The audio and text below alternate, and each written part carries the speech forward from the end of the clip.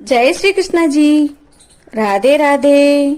आप सबको मेरा ढेर सारा राम राम और प्यार भरा नमस्कार। आज मैं आपको सबसे पुण्यदायी महीने यानी कार्तिक महीने की कृष्ण पक्ष की एकादशी व्रत कथा सुना रही हूँ। इस एकादशी का नाम रमा एकादशी है, जिसे आप बड़े प्रेम, श्रद्धा और आदर भाव से सुनिए।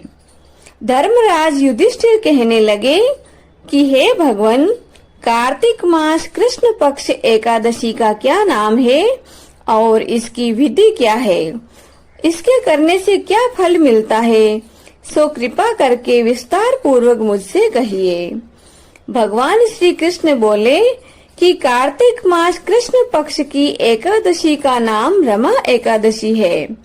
यह बड़े बड़े पापों का नाश करने वाली है।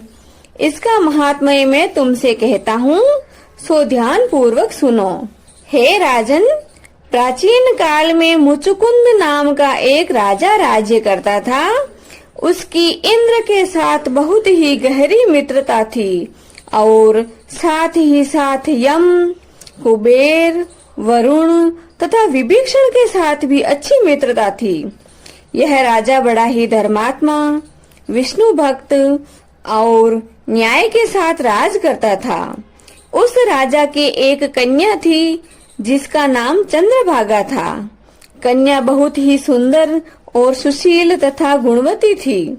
उस कन्या का विवाह चंद्रसेन के पुत्र शोभन के साथ हुआ था। एक समय शोभन अपने ससुराल यानी ससुर के घर आया। उन्हीं दिनों जल्दी ही पुण्यदायिनी रमा एकादशी आने ही वाली थी। जब व्रत का दिन समीप आ गया तो चंद्रभागा को अत्यंत ही चिंता सताने लगी और वह मन ही मन सोचने लगी कि मेरे पति तो बहुत ही दुर्बल है और मेरे पिता की आज्ञा अति कठोर है। दशमी को राजा ने ढोल बजवाकर सारे राज्य में यह घोषणा करवा दी कि एकादशी को भोजन नहीं करना चाहिए। ढोल की घोषणा सुनते ही शोभन को अत्यंत ही चिंता हुई और चिंतित मुद्रा में अपनी पत्नी से कहा कि हे प्रिय, अब क्या करना चाहिए? मैं तो किसी प्रकार भी भूख सहन नहीं कर सकूंगा। ऐसा कोई उपाय बतलाओ कि जिससे मेरे प्राण बच सकें, अन्यथा मेरे प्राण अवश्य चले जाएंगे।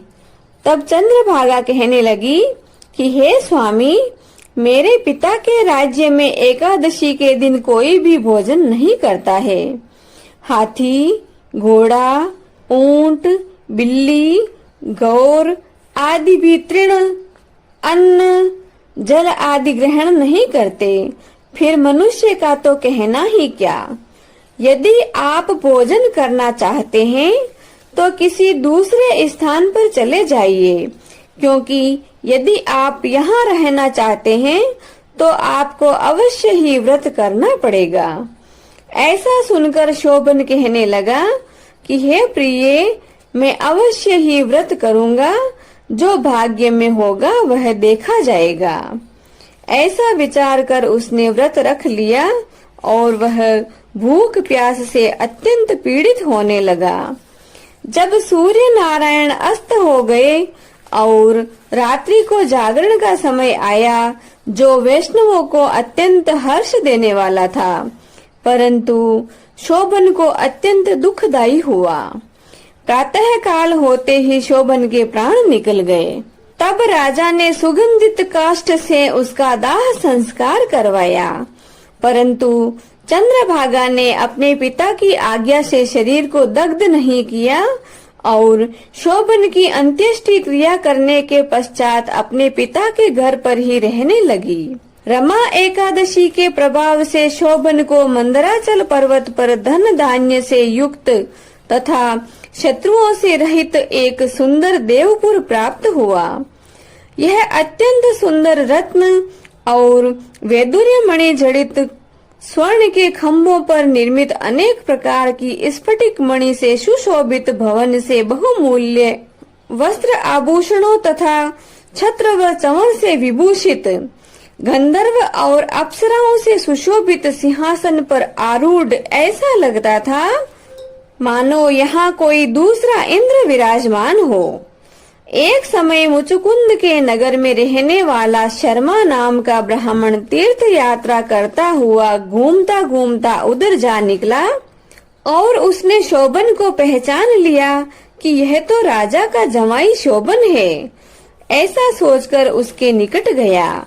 शोभन भी उसको पहचान कर अपने आसन से उठकर उसके पास आया और प्रणाम आदि करके कुशल प्रश्न किया। ब्राह्मण देव ने कहा कि राजा मुचुकुंद और आपकी पत्नी चंद्रभागा तो कुशल से हैं, नगर में भी सब प्रकार से कुशल हैं, परंतु हे राजन, हमको अत्यंत ही आश्चर्य हो रहा है कि आप अपना वृतांत कहिए कि ऐसा सुंदर नगर जो कभी देखा था और न ही कभी सुना था, आपको किस प्रकार प्राप्त हुआ।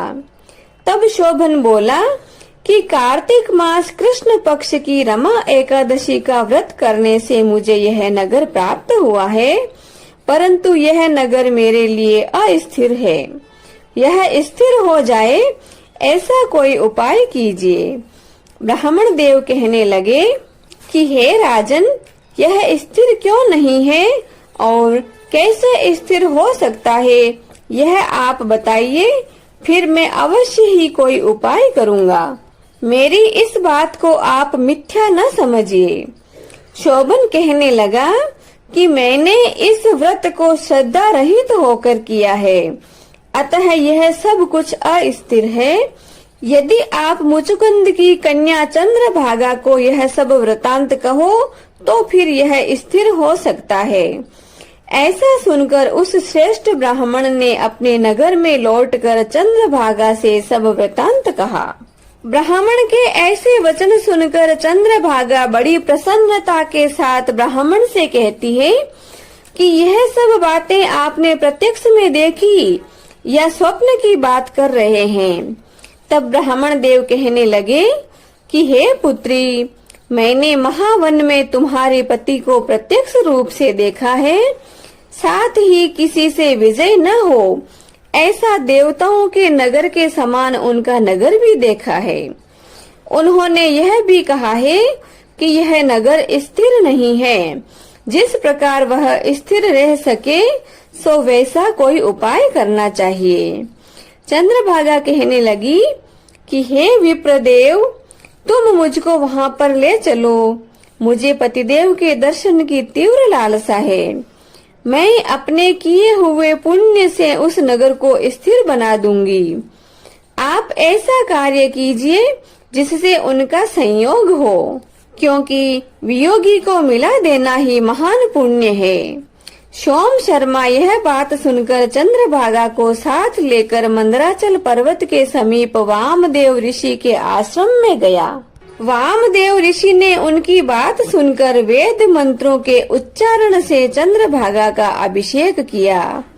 तब ऋषि के मंत्र के प्रभाव और एकादशी के व्रत से चंद्रभागा का शरीर दिव्य हो गया और वह दिव्य गति को प्राप्त हुई। इसके बाद वह बड़ी प्रसन्नता के साथ अपने पति के समीप आई। अपनी प्रिय पत्नी को आते देखकर शोभन अत्यंत ही प्रसन्न हुआ तथा उसको बुलाकर अपनी बाईं तरफ बिठाया। चंद्रभागा कहने लगी कि हे प्राणनाथ, आप मेरे पुण्य को ग्रहण कीजिए। अपने पिता के घर पर जब मैं 8 वर्ष की थी, तब से मैंने विधि पूर्वक एकादशी के व्रत को करना शुरू कर दिया तथा मैं इसको श्रद्धा पूर्वक करती आ रही हूँ। इस पुण्य के प्रताप से आपका यह नगर स्थिर हो जाएगा तथा समस्त कार्य पूर्ण होकर प्रलय के अंत तक रहेगा। इस प्रकार चंद्रभागा दिव्य रूप धारण कर तथा दिव्य आभूषणों और वस्त्रों से सुसज्जित होकर अपने पति के साथ आनंद पूर्वक रहने लगी। हे राजन, यह मैंने रमा एकादशी का महात्म्य कहा है। जो मनुष्य इस व्रत को करते हैं, उनके ब्रह्म हत्या आदि सब पाप नष्ट हो जाते हैं। कार्तिक मास कृष्ण पक्ष और शुक्ल पक्ष दोनों की एकादशी समान है। इनमें कोई भेद नहीं है। जो दोनों को पढ़ते अथवा सुनते हैं वे समस्त पापों से छूटकर विष्णु लोक को प्राप्त होते हैं। इति श्री कार्तिक मास कृष्ण पक्ष एकादशी कथा संपूर्णम। बोलो श्री कृष्णचंद्र भगवान की जय, श्री विष्णु भगवान की जय, रमा एकादशी मैया की जय। अब हम जगत के पालनहार प्रभु की आरती करते हैं। हरि ओम। शांताकारं भुजगशयनं पद्मनाभं सुरेशं विश्वाधारं गगनसदृशं मेघवर्णं शुभांगं लक्ष्मीकान्तं कमलनयनं योगिभिर्ध्यानगम्यं वन्दे विष्णु भवभयहरं सर्वलोकैकनाथम्। ओम जय जगदीश हरे स्वामी, जय जगदीश हरे। भक्त जनों के संकट, दास जनों के संकट क्षण में दूर करे। ओम जय जगदीश हरे। जो ध्यावे फल पावे, दुख बिन से मन का। ओ प्रभु दुख बिन से मन का। सुख संपत्ति घरे आवे, सुख संपत्ति घरे आवे, कष्ट मिटे तन का। ओम जय जगदीश हरे। मात पिता तुम मेरे, शरण गहूँ किसे की। ओ स्वामी शरण गहूँ किसे की। तुम बिन और न दूजा, आप बिन और न दूजा। मैं आस करूं जिसे की। ओम जय जगदीश हरे। तुम पूर्ण परमात्मा, तुम अंतर्यामी। ओ प्रभु तुम अंतर्यामी। पार ब्रह्म परमेश्वर, पार ब्रह्म परमेश्वर, तुम सबके स्वामी। ओम जय जगदीश हरे। तुम करुणा के सागर, तुम पालन करता। हो स्वामी आप पालन करता।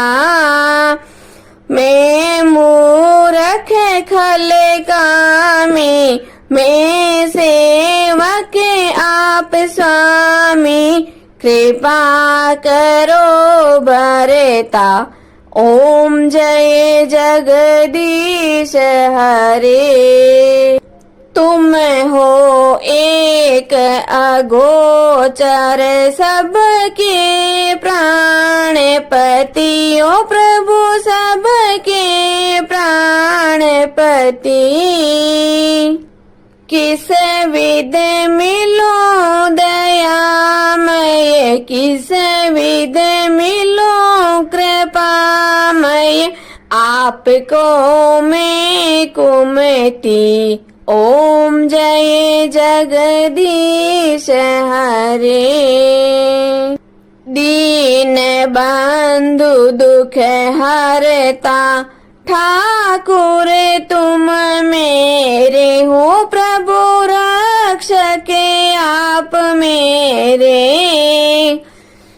करुणा हाथ बढ़ाओ, श्रद्धा प्रेम बढ़ाओ, द्वार पड़ा तेरे। ओम जय जगदीश हरे। विषय विकार मिटाओ, पाप हरो देवा हो, स्वामी कष्ट हरो देवा। श्रद्धा भक्ति बढ़ाओ, करुणा प्रेम बढ़ाओ, संतन की सेवा। ओम जय जगदीश हरे। तन मन धन सब कुछ है तेरा हो, स्वामी सब कुछ है तेरा। तेरा तुझको अर्पण आपका, आपको अर्पण क्या लागे मेरा। ओम जय जगदीश हरे। श्री जगदीश स्वामी जी की आरती जो कोई नर नारी गावे, हो जारा पाप परा जावे, जारे घर लक्ष्मी जी आवे, हो जारे नवनिध होई जावे, हो जारा दुख दारिद्र जावे, हो जारे सुख संपत्ति आवे, होवे तो भक्ति मुक्ति पावे। कहत शिवानंद स्वामी, रटते भोलानंद स्वामी, मनवांचित फल पावे। ओम जय जगदीश हरे। ओम जय जगदीश हरे। ओ स्वामी जय जगदीश हरे। ओ प्रभु जय जगदीश हरे। भक्त जनों के संकट, दास जनों के संकट, क्षण में दूर करे दाता, पल में दूर करे। ओम जय जगदीश हरे। बोले श्री विष्णु भगवान की जय। आज के आनंद की जय। जय श्री कृष्णा जी। राधे राधे।